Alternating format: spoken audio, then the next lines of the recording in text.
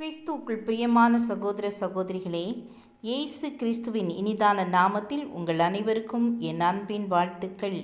இன்றைய தினம் உங்களுக்காக கொடுக்கப்பட்ட வேத வசனம் ரூத் 4:11. அப்பொழுது ஒலிமுக வாசலில் இருக்கிற சகல ஜனங்களும் மூப்பரானவர்களும் அவனை நோக்கி, நாங்கள் சாட்சிதான்.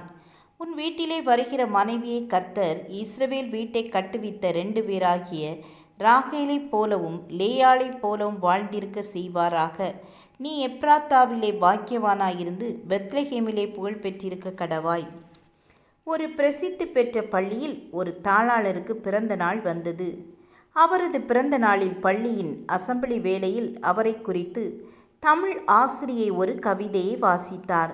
அதில் அவருடைய நற்குணங்களை புகழ்ந்து பாராட்டியிருந்தார். இதை தன் காதுகளில் கேட்ட தாளாளர், என்னிடம் நிறைய கெட்ட குணம் உள்ளது, ஆனால் எனது நல்ல குணம் மாத்திரமே இந்த மேடையில் பாராட்டப்படுகிறது. இனி எனது கெட்ட குணங்களை மாற்றி நல்ல குணங்களை உயர்த்தப் போகின்றேன் என்று தீர்மானம் செய்தார். ஆம் என கண்பானவர்களே, அந்த தமிழ் ஆசிரியை வாசித்த வாழ்த்து வார்த்தைக்கு வல்லமை இருந்தது. ரூத் 4:11 சகல ஜனங்களும் மூப்பர்களும் போவாசை பார்த்து, உன் மனைவியை இஸ்ரவேலை கட்டுவித்த 2 பேராகிய ராகேலைப் போலவும் லேயாளைப் போலவும் வாழ்ந்திருக்க செய்வார் என்றும் பெத்லெகேமிலே புகழ் பெற்றிருக்க கடவா என்றும் வாழ்த்தினர்.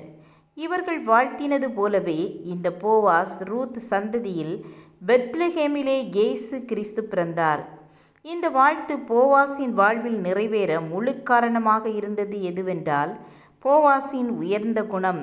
தன்னை நாடி சிறுமைப்பட்ட நிலையில் இழப்பின் மத்தியில் தேவையோடு வந்த ரூத்துக்கு உதவி செய்த அன்பே. ஒரு சந்ததி அற்றுப்போய் விடக்கூடாது என்பதிலும் நகோமியின் சந்ததி நிலைநிறுத்தப்பட வேண்டும் என்பதிலும் திக்கற்ற பிள்ளைகள் மேல் கொண்ட கரிசனையே. நீ பாக்கியவான் என்றும் புகழ் பெறுவாய் எனவும் அநேகர் வாழ்த்திட காரணமான சிறுமைப்பட்ட நிலையில் இழப்பின் மத்தியில் இருக்கிறார்கள்.